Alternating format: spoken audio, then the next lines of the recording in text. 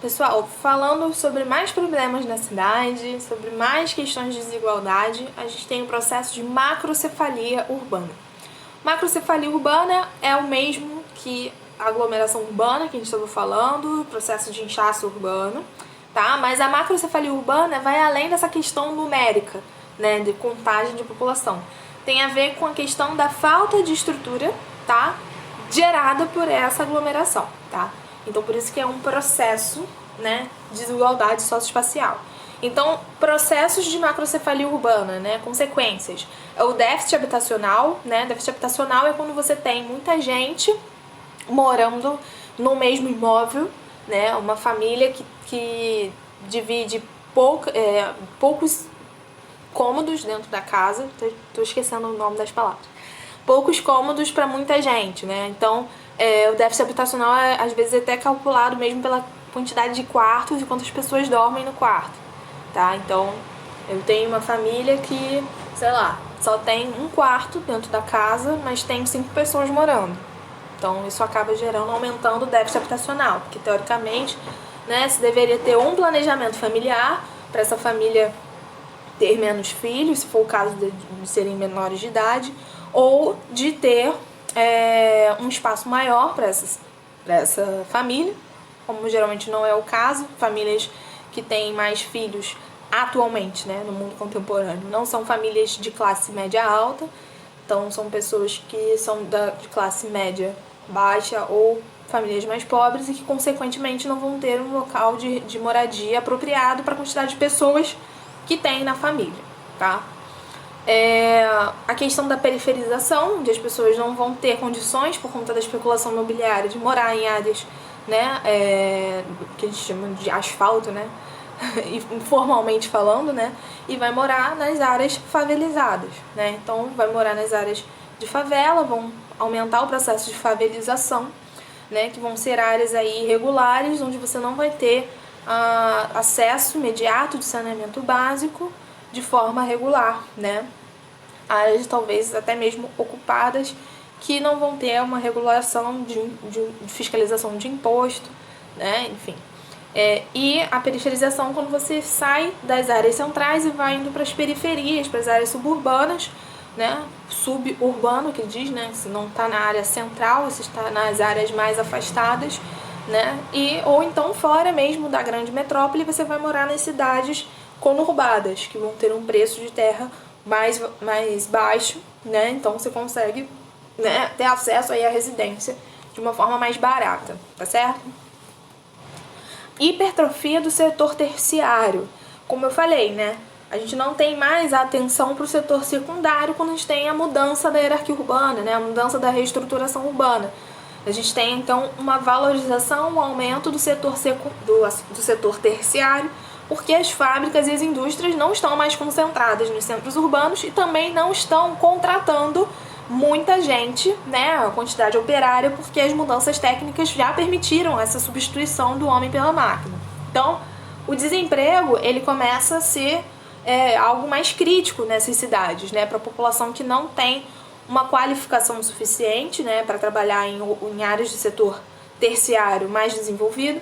Então você tem um crescimento desordenado e não sustentável da área de serviços e comércios, principalmente do aumento do comércio informal, tá? Porque você não tem absorção de mercado de trabalho suficiente para a quantidade de pessoas que vivem nas cidades e que não têm qualificação ou um nível de instrução suficiente para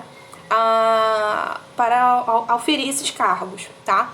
Só que a gente também percebe que cada vez mais, mesmo as pessoas qualificadas nos centros urbanos estão tendo dificuldade de se inserir no mercado de trabalho por conta desse inchaço também, né, de profissionais qualificados, mas ao mesmo tempo de uma estrutura de oferta de empregos, né, para uma atividade, para uma economia, né, de um país mais ativo, que não é o caso aqui do Brasil, né? A gente já sabe que a nossa maior parte de atividades econômicas está voltada para as atividades de exportação de commodities. E isso não acomoda, né, a maior parte da população, né, na área de setor de serviços, tá? Então, aí esse ciclo fica meio que complicado de se encaixar, né, as pessoas com as atividades econômicas. Isso vai gerar uma hipertrofia muito grande no setor terciário, que é o que vai acomodar a maior parte das pessoas que vivem nas cidades, tá? Então a gente vai ter esse crescimento desordenado, vai ter problemas, né, nas ruas de grande comércio, né, de forma irregular. Para quem está acostumado a pegar trem, né, também vai perceber que nos trens vai ter um aumento muito grande, né, de vendas, né, de ambulantes, tá? E nas ruas também, pessoas vendendo coisas, vendendo arte, vendendo o que der, né, de certa forma, se virando para sobreviver. E outro processo também que eu não coloquei aqui, mas que também é muito usual no mundo contemporâneo, é o aumento das atividades temporárias, né, e autônomas, como é o caso do aumento de profissionais trabalhando em aplicativos de transporte, como Uber, 99, e também pessoas entregando por método delivery, né, nos aplicativos também, iFood, Uber Eats, Rappi, né, que tem aumentado progressivamente por conta desse processo de hipertrofia do setor terciário, tá? Beleza. Outro problema também, outra questão importante nas cidades que vai também contribuir para essas desigualdades é a questão da violência urbana. Bom, a gente tendo aí infraestrutura precária, problema de desemprego, problema de oportunidades, esse aumento mesmo, né, da desigualdade socioespacial vai gerando diversos problemas sociais, exclusões, né, de determinadas pessoas, de determinados perfis, baixa oferta de emprego, baixa qualidade. Isso acaba gerando uma consequência social muito grande pela questão de revoltas da população, no sentido de se manifestar contra essas insatisfações políticas. Isso vai gerar o caos urbano, violência urbana, questões de territórios dentro da própria cidade, onde você tem nas comunidades, territórios ilegais do tráfico de drogas, onde você tem também não só os bandidos, mas também milicianos comandando determinadas regiões, determinados territórios.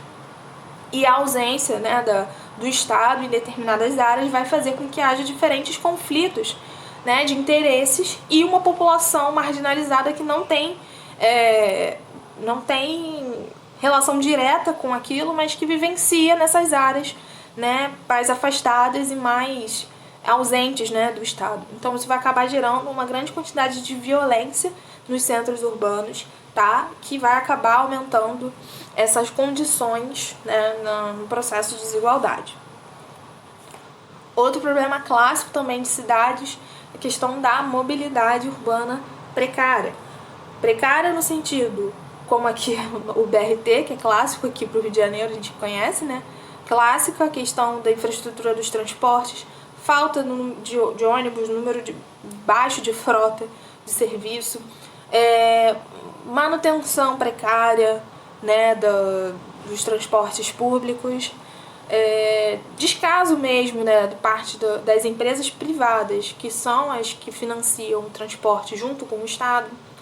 Mas isso tudo acontece por conta desse aumento, né, de ter uma grande quantidade de pessoas que vivenciam na cidade e que são de fora da cidade e que precisam vir para a cidade. Então essa dinâmica da mobilidade, né, pendular diária, né, das cidades das regiões metropolitanas, né, das cidades da região metropolitana, e que vem para as metrópoles, né, tem essa dinâmica diária, então uma circulação muito grande de pessoas.